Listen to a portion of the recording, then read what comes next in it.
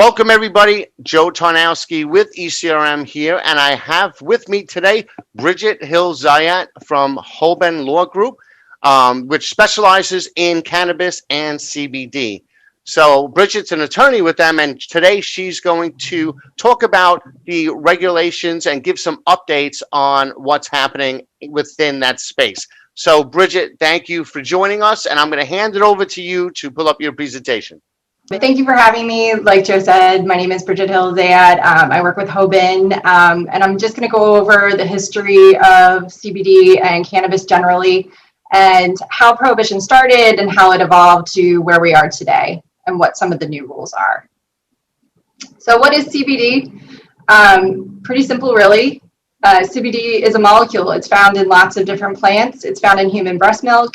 It is a naturally occurring molecule. It's not something new. It's just one of the many cannabinoids that's found in the cannabis plant and in the cannabis family. The source of your CBD will determine its legality. So CBD stands for cannabidiol. It's produced, like I said, naturally in the cannabis plant. And according to the World Health Organization, CBD exhibits no effects that would indicate that there's a reason to fear abuse, dependence, and to date, there's no evidence of public health related problems because of CBD. So there's a lot of confusion as to what the difference is between traditional marijuana and hemp. And today it's mostly a legal definition, but there are two different types of plants and we can know them. They're very similar. So if you look at this one, this is hemp. Usually when I teach my class, I try and trick people and try and make them guess, but I won't do that. Hemp tends to be taller and stockier because we're cultivating this for the properties that are usually lend itself towards construction or textile manufacturing, and in this case, CBD. So it's stockier, thinner compared to what you might traditionally see in marijuana production. In this picture, you can see the cola or the flower is chunkier. The whole plant in general is much chunkier, and it's typically grown indoors. Some of the other differences are listed here. So broader leaves in the cannabis plant, in marijuana specifically, different growth cycle. It's a faster growth cycle. Usually, this is all a rule of thumb. There's different kinds of strains. But the real distinction that we care about is 0.3 THC or less. If there's more than 0.3 THC, we're going to call that hot hemp. And that's something that you find in the industry, but it's a pretty solid definition at this point. If cannabis cross-fertilizes hemp, it can increase the THC production. I have a quick question. I've seen, some CBD stores selling CBD flower. Right, yeah. So it's just buds of CBD, looks exactly like marijuana. However, the image you showed of the stalks don't seem to have those buds. So when they're growing CBD flower, do they have bigger buds? Or? They'll have similar buds. So that picture is a little bit misleading in the sense that I think those plants are in a different cycle of their life than the marijuana plant. What I was trying to highlight is the stalk, and so it was better to show a picture earlier in the plant cycle. But they do flower, and you can smoke them to get the CBD value from them. Yeah. So hemp is grown typically for, like I said, construction or textile production, and you can see it in the bast fiber, the hurd, and the seeds. Again, people will use that to produce foodstuffs in some cases. So how did this happen? How did it become prohibited? And typically cannabis and hemp were just used as a straw man. It basically was a way to promote yourself if you were a politician or had some sort of entrepreneurial thing going on for yourself, and I'll go into that in more detail. So you can tell that the cannabis and hemp plants have been used for thousands of years. One of the oldest places we find it is in China. It's in the oldest known pharmacopoeia. It was used as a fundamental herb to treat some of the most common illnesses at the time. It was also used in India. It was associated with Shiva, and to this day is put into a drink during certain holidays. In the United States, it was used since before we were a country. If you look at this picture, you can see why it was so valuable. It's a plant that grows really quickly, and it has that naturally occurring fiber that's netted. So it really lends itself to creating a sail or paper, that sort of thing. So at certain points in our history, in Virginia, for example, it was required that farmers grow hemp. It was that necessary. And after the Civil War, it became less important because we had cheaper imports. So post-Civil War, we're still seeing cannabis and hemp used for its medical value. In this picture, you can see it was always called cannabis. And it was targeted specifically as a medication and not as a recreational substance. But as time goes on, we see cannabis sort of falling into a straw man for prejudice, flat out. During the 1910 Mexican Revolution, people are moving from Mexico up to the United States to escape violence, and it scares white Europeans, and they start associating the plant with immigration.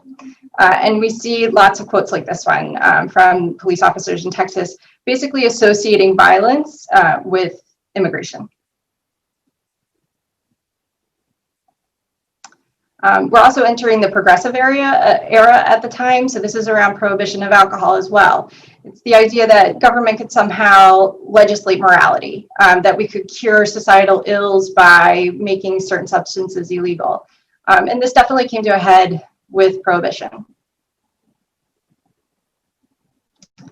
As we see different waves of immigration, early 1900s with Mexican immigrants, in 1910s with South Asian immigrants in India, and then also in the United States in the 60s and 70s, we start seeing cannabis and hemp being associated with minorities that were deemed undesirable by white Americans. And probably, some of the most scathing quotes are coming from California during South Asian immigration periods, basically associating South Asians with the recreational use of cannabis. This is one of the first times we start seeing that. Some of these quotes are pretty offensive. I'm not going to read them out loud, but you can peruse at your leisure. What's most striking to me is Harry Anslinger. In 1930, he kind of sees the writing on the wall. Prohibition is going to end, and his department in the federal government is going to be left without any financial support. So he's got to hustle. He's got to figure out a way to make him and his guys employable within the federal government still. So he starts going around to state legislatures and lobbying for what's called the Uniform State Narcotic Act.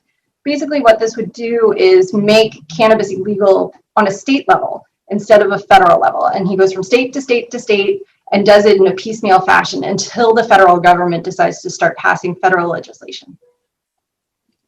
So in the 1930s, again, we start seeing the reefer madness sort of fear. And then it all finally comes to a head in 1937 with the Marijuana Tax Act. And that's what really kills cannabis. It becomes so commercially expensive because of the tax put on it by the federal government. People can't afford it anymore as a medication. And it's taken out of a physician's sort of, go-to toolbox because of that.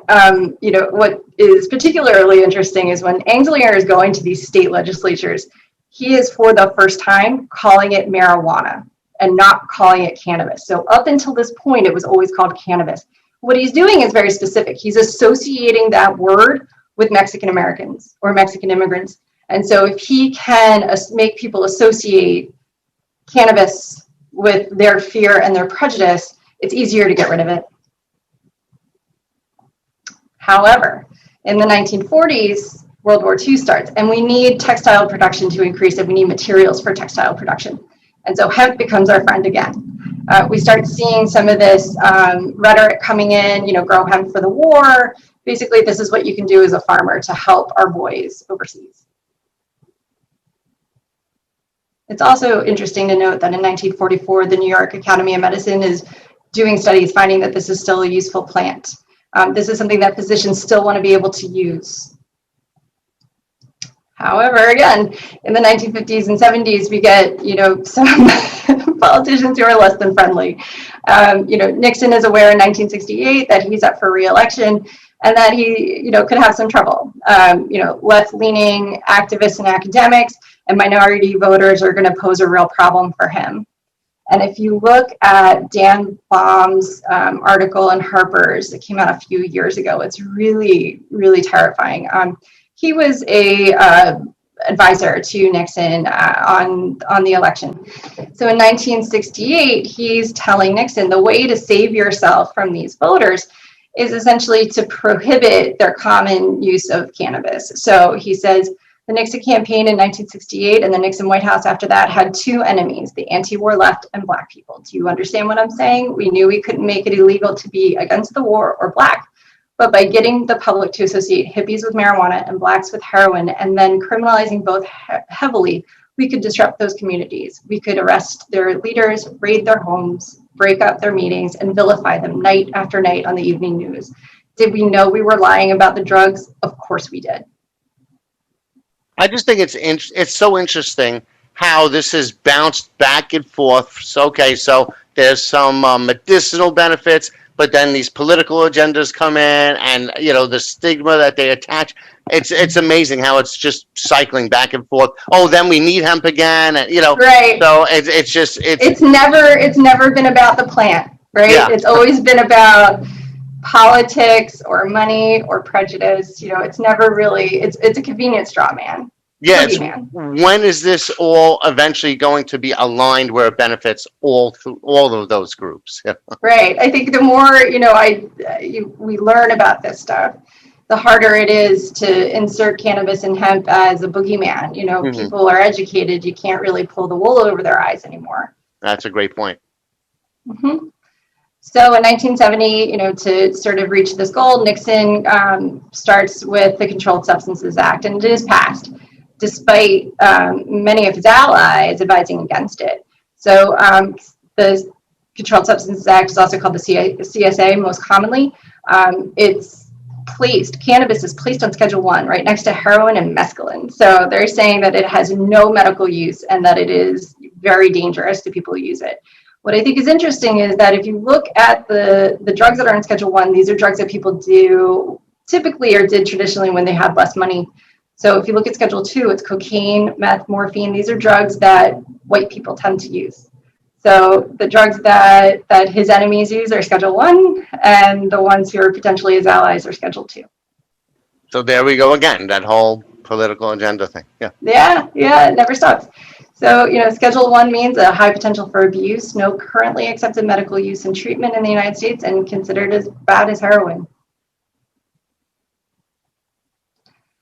So the DEA's final rule establishing drug code for marijuana extract in 2016, the DEA announced promulgation of the marijuana extract rule, meaning an extract containing one or more cannabinoids that has been derived from any plant of the genus Cannabis other than the separated resin, whether crude or purified, obtained from the plant. So it's an overly broad definition of cannabis and cannabis sativa, and it is probably, an attempt again by the DEA to create use for itself. So the DEA definition led other agencies to misinterpret and misapply the law. It was challenged in the Ninth Circuit, and industrial hemp, which is what we call the separate plant, is excluded from the CSA, and the hemp is explicitly allowed by the 2018 Farm Bill. And at this point, the DEA is supposed to wash its hands of the industry, right? It has no real need to intervene in hemp because hemp is not considered illicit. However, recently the DEA has issued a new rule. And so the DEA is saying, in order to stay compliant with the 2018 Farm Bill and stay away from their enforcement procedures, you have to make sure that whatever you are sending across state lines, it has less than 0.3% delta-9 tetrahydrocannabinoid, can't say THC. Let's leave it there. I'm not a scientist, I'm a lawyer, on a dry weight basis. So CBD makers howled. They were crazy, and it might not be clear initially as to why, but if you're a producer of CBD and you're trying to send that product across state lines, you're going to concentrate the extract so that you can reconstitute it later on when you decide to make your product. It cuts down on shipping costs, it cuts down on the weight of the product that you're making. what the DEA has done is said, well, no, you can't do that, even though you would have to drink a bottle of this extract to get any kind of high, or barrel of it. I mean, huge amounts. It would be gross. You are violating the CSA if you do this, and we can swoop in. And what I think is super interesting about this on a nerdy level is that you think about Harry Anslinger back in the 1930s. He's trying to create a reason for his department to exist. Mm-hmm. What's the DEA doing, right? They're creating a reason for them to enforce and to exist. If you look at criminal attorneys who were practicing before all of this started, they're leaving criminal work in a certain sense and going into these sort of administrative law jobs now because the work is drying up. If you're not getting arrested all the time for low-level marijuana possession, what are you going to do? The same thing is happening to these guys at the DEA. Once again, the DEA is saying hemp legalization does not automatically exempt any product derived from the hemp plant, like an angry school teacher. And then they just confuse the issue more. Absolutely. Absolutely. So the Obama administration creates this new state-federal conflict, right? So we see state laws that are allowing cannabis and hemp specifically in conflict with the CSA.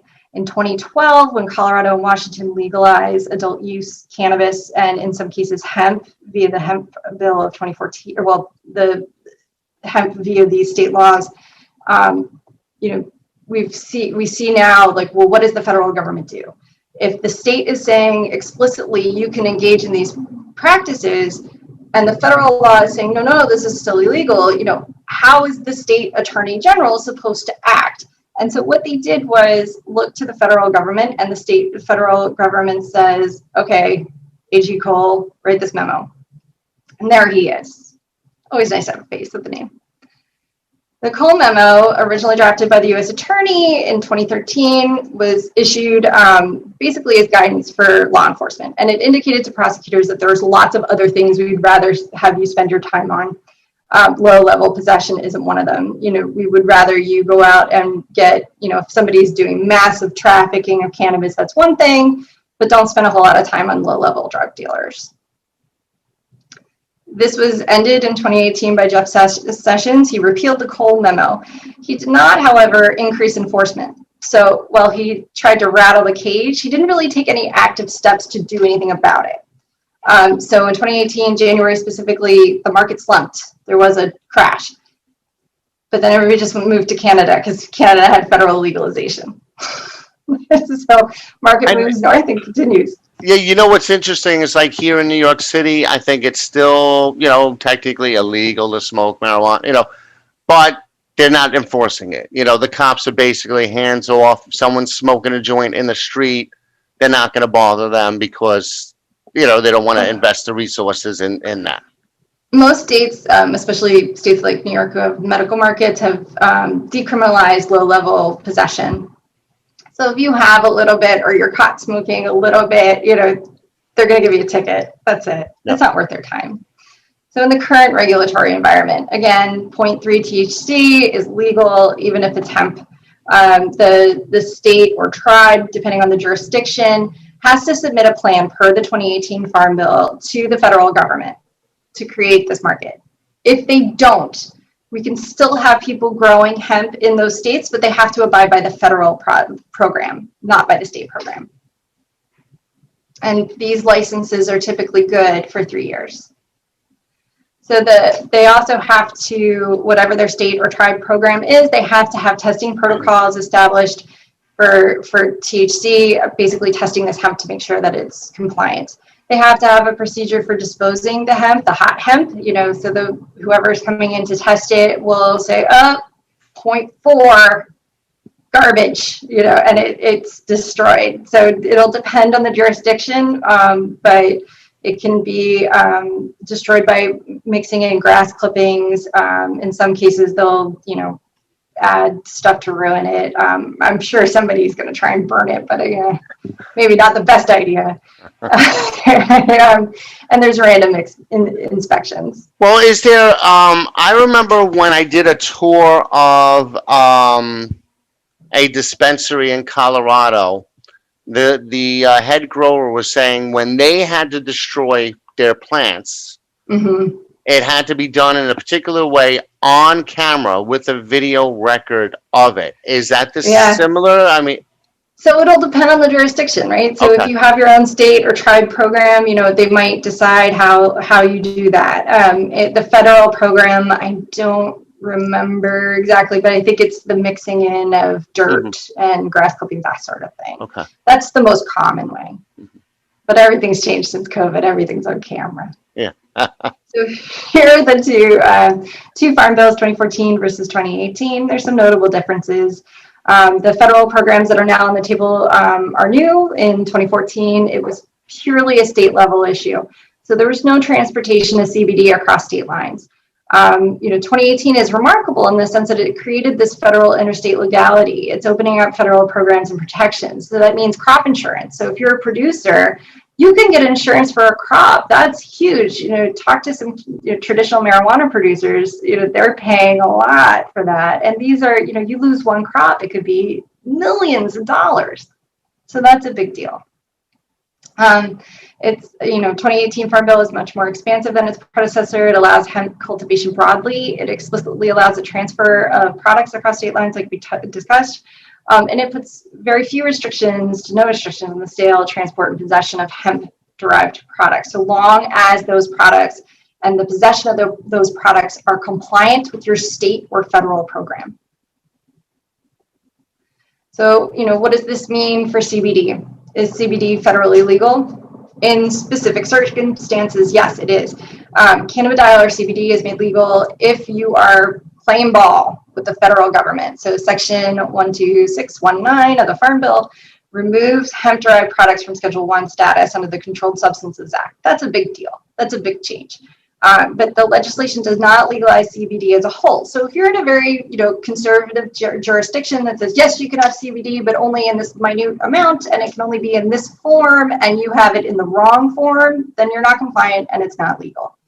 The Farm Bill creates exceptions for the Schedule 1 status if and only if the hemp is produced in the correct way.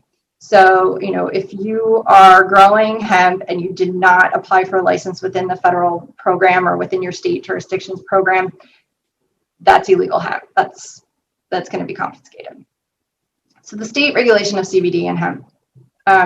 Many states have moved quickly since the passage of the 2018 Farm Bill and have applied with the federal government to have a program of their own. Some states still prohibit it, and this might have changed slightly in the last few months because it all happened so quickly. But others will play ball and send their own state programs in, and then the federal government has to approve those programs, and that can take some time, especially right now when a lot of these federal departments are operating on a very scaled back staff and budget. So has COVID essentially put a pause on any movement that's going on around regulations? I think things are moving, but slowly. We'll talk about it in a little bit, but the federal government or the USDA or the FDA has sent new rules to the White House for review. And they're sitting there, obviously, right? There's an election going on, there's COVID. So, I will say that, the FDA and the USDA are trying. They're not moving as quickly as my clients would like, but they are trying. I think the executive branch could up their game slightly, but, I'll stay out of that. So which agencies are going to be mostly in charge of this? And we did talk about the DEA slightly, but they probably should not be as involved as they're trying to be. The FDA obviously regulates food, drugs, cosmetics. USDA is going to take control of growing, insurance, loans, disaster assistance, which now hemp producers are eligible for. But the DEA is still going to be relevant insofar as, transportation of non-compliant forms of CBD and for certifying labs that test it. So to get into that a little bit more, the FDA is responsible for, the Food, Drug, and Cosmetics Act, the long range of products that it's in charge of. It oversees approval, quality assurance, advertising, labeling, adverse event reporting, which is probably the most relevant to your folks. It has enforcement powers, which is a big deal, and it's relevant to cannabis and hemp as far as conducting scientific assessments of scheduling recommendations, regulating scientific research, and enforcing labels and advertising claims. So the FDA position on cannabis, THC, and CBD, adulterants, right? Poisonous or deleterious substances, absent proof that those substances are safe. And so we're looking at sort of a dearth or a missing quantity of research because it was illegal for so long. This is dynamic and it is changing all the time. I can't emphasize that enough. By the time you see this, the rules may have changed.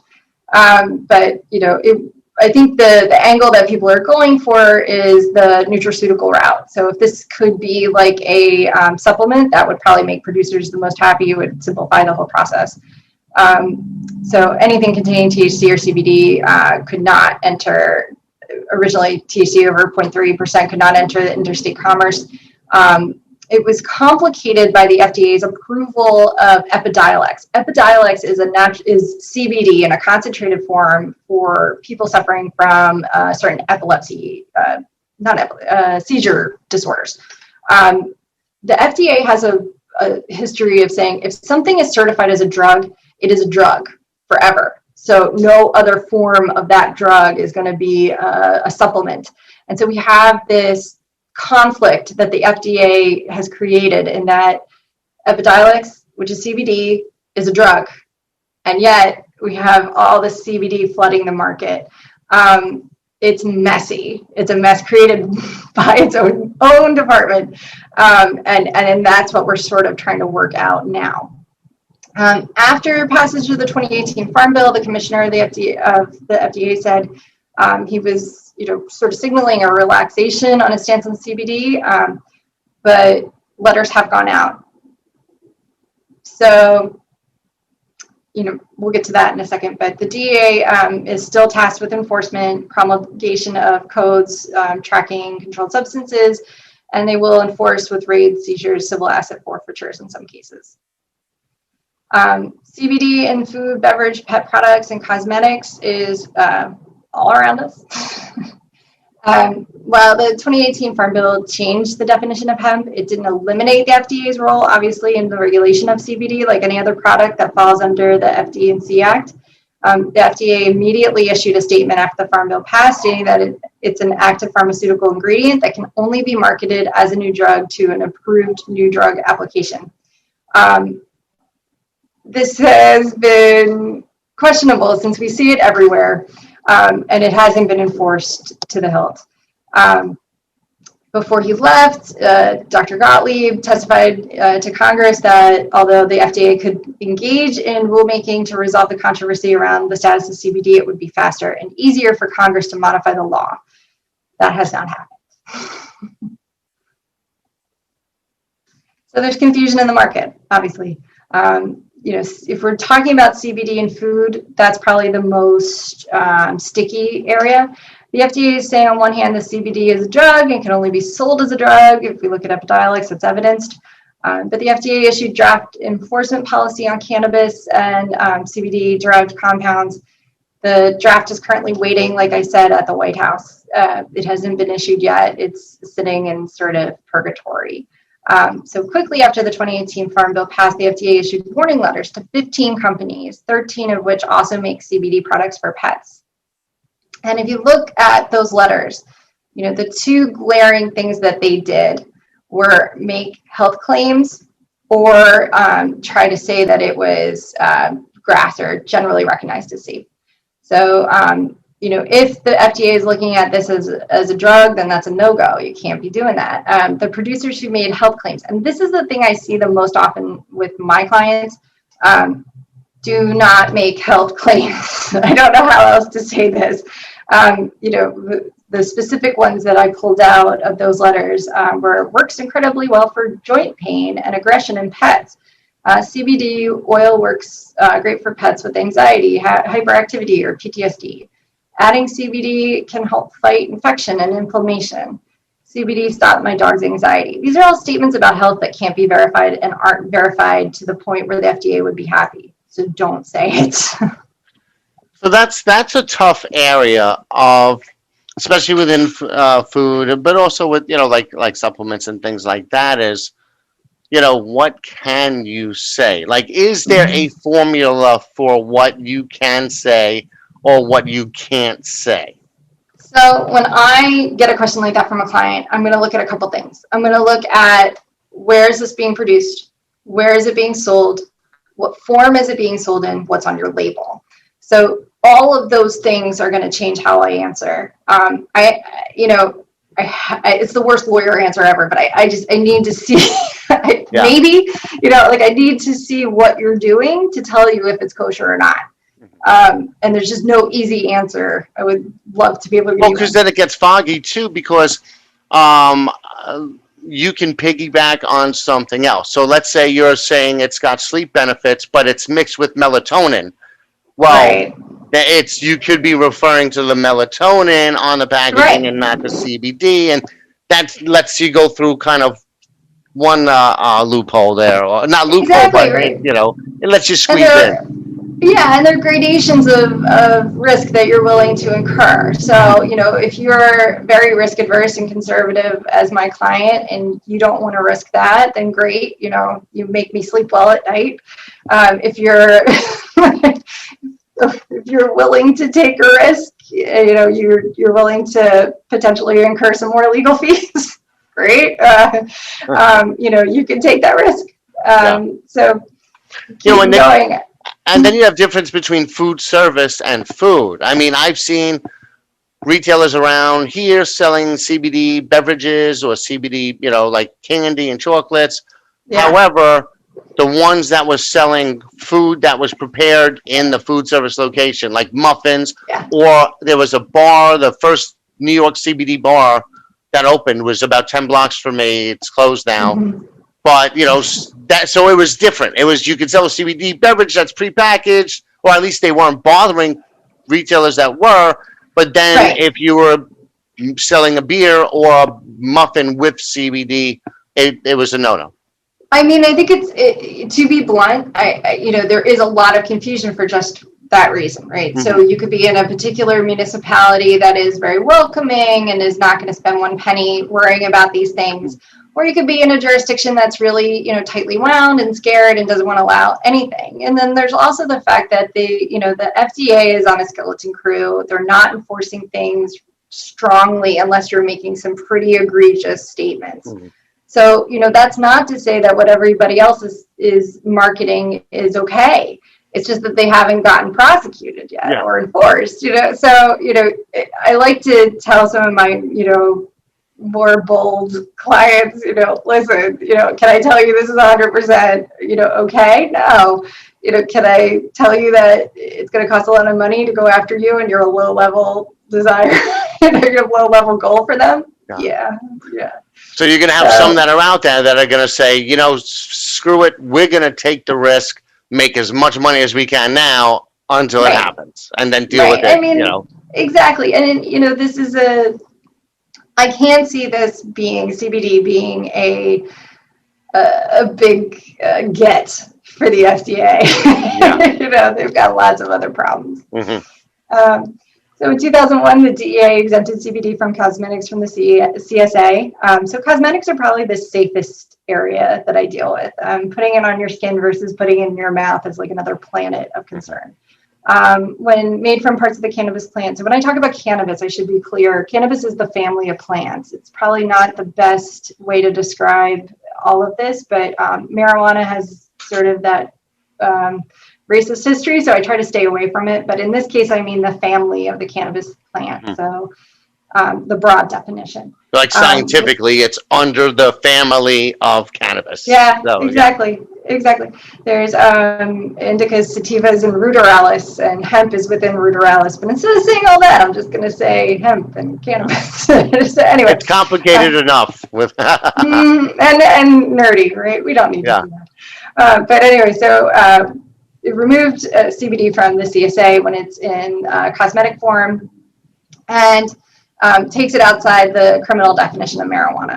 And the products that have come to the market do not cause anybody to have a high. There's no THC entering the body. or at least not in amounts that would cause concern. The FDA has been relatively silent on the use of CBD in cosmetics, except for when they make health claims, once again.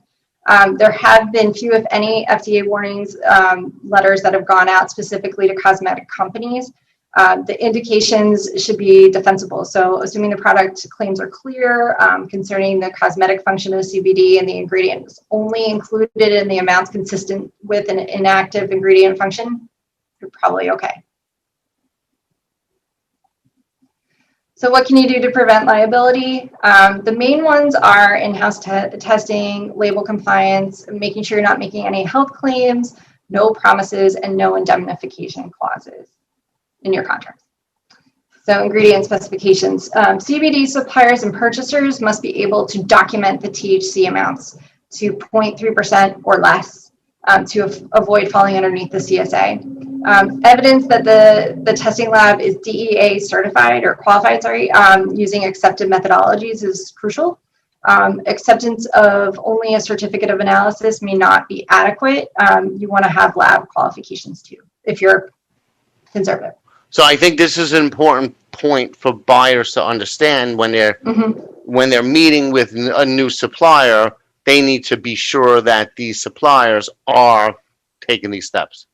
Yeah, I think the most crucial, I'm giving you belt and suspenders, right? Mm-hmm. You know, I'm going to give you everything to make sure you're tight and safe. But I think the most common thing I see people do is make sure that the production of the hemp is within the Farm Bill 2018 Farm Bill. You know, that's really what you want. If you're going to go belt and suspenders, make sure that the lab that tests it is also DEA,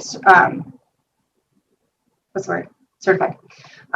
So, you know, those are sort of the main things I look for. You know, who knows if you get some very pernicious enforcement agent, you know, I'm sure they'll find something else, but that's the best thing I could tell my clients to do. So if we keep going, ingredient contaminants and adulteration is another thing we need to worry about. Ensure that the product can be documented to be free of heavy metals and other contaminants. Ensure the adequate testing of potential bacterial and other adulterants typical of produce or herbs. And consider initial in-house testing if you can control the manufacturing as evidence in case there's a false positive. So holding back some samples so you can prove your innocence later on is kind of a great way to protect yourself. Claims, and this is probably the most important slide I'll show. So to avoid disease and drug claims is crucial. I said it a couple of times on purpose. The FTC will also regulate advertisements, and they're on the lookout for this stuff as well. So to the extent that you make any claims, make sure that there's proper substantiation for those claims. Do you have good evidence to back yourself up? The FTC will just to that point, that evidence, what are some examples of that kind of evidence that they would need to back it up? Lab testing, medical research, anything like that. It depends on what the product is and what jurisdiction you're in, but you want to look for solid evidence that speaks to the requirements of the FDA. Always. Gotcha. It couldn't be like, oh, you know, I heard about this. My brother Joe can walk now. Yeah, no, that's not enough. So the FTC requires health claims to be substantiated with competent and reliable scientific evidence, which includes tests, analyses, research, or studies that have been conducted by qualified experts using validated testing methods. So these are the things they're going to look for. Claims. So again, important. The FDA similarly has no set number or formula, the number or type of studies needed to substantiate an advertisement claim. The FDA instead will consider what the accepted norms are in the relevant research fields and consult experts from those disciplines. Typically, they'll look for the meaning of the claim made, relationship of the evidence to the claim, quality of the evidence, and the totality of the evidence presented. And, you know, I think it's interesting and fair to point out here that they're sort of creating the rules of the game to benefit them. You know, they have a lot of discretion here as to what they think is valid evidence or what isn't. And it seems patently unfair to me, you know, that they could really just be so insidious about it because there is no standard. It's whatever pleases them. And, you know, you could have some of the best research and, you know, maybe they decide they don't like it. So. Or it can change. They can change their minds. Exactly. Yeah. Yeah. You know, you're trying to serve a master that doesn't know what it wants. Mm-hmm. It's probably always smart to put in some warnings. Again, belt and suspenders. I haven't seen a whole lot of jurisdictions ask for these, but I tell people to put them on if they have the real estate on the label and they're willing to do it and they're worried. I tell people to put warnings on, kids, pregnant women, lactating women, any kind of subpopulation that we need to be worried about, that sort of thing. So many companies in the FDA regulated supply chain will include standard terms and conditions, so boilerplate contracts. That can be bad for CBD because we have this kind of penumbra world of regulations and the different jurisdictions. I advise people to take those out. Indemnification is similar. A lot of contracts, again, have this already in there. And, I know I have clients that aren't showing me all their contracts. They don't want me to go through it and have to spend money on my review. I just have this thing that I use for something so similar. And it's like, go with God. I get it. You got to save money. But in this particular situation, it behooves you to look at it and have someone go over it. You want to pay the cost up front or you want to pay it on the end, your choice. So to the extent that a CBD product requires a recall or a market withdrawal, contractual provisions like that could be triggered and you might have to pay the cost of recovery, the market recovery, which could be real bad. Labels. For finished products, always ensure that the label is appropriate for the intended use. Is it a drug supplement? Is it a cosmetic? That's going to shape how I look at your product and how I review it. A lack of a label with regard to the content, serving size, warning, net weight can lead to exposure for you. The class action claims, the potential liability, foreseeable misuse can all sort of be these hidden liabilities and expenses that you don't need. And you can pretty much prevent those by a good review of your labels, your contracts, all those sorts of things. And that's all I got. Well, what's interesting with the labels is what about when they're selling the loose hemp flower and it's just in a glass jar and they're just bagging it up. There's no labels, that can be a potential opening for trouble. Right. So the USDA and the FDA are coming out with these regulations now and some rules. And if you're in a state with its own program, then that state's going to have regulations usually that will tell you what you're allowed to do as far as sale, what's in the hemp, what different cannabinoids are in there, what are you consuming, what strain is it, that sort of thing. And so, the regulations can be tedious and hurt business in some senses, but they also can sort of be helpful to the consumer so that they know exactly what they're consuming and if it's appropriate for whatever they're trying to address.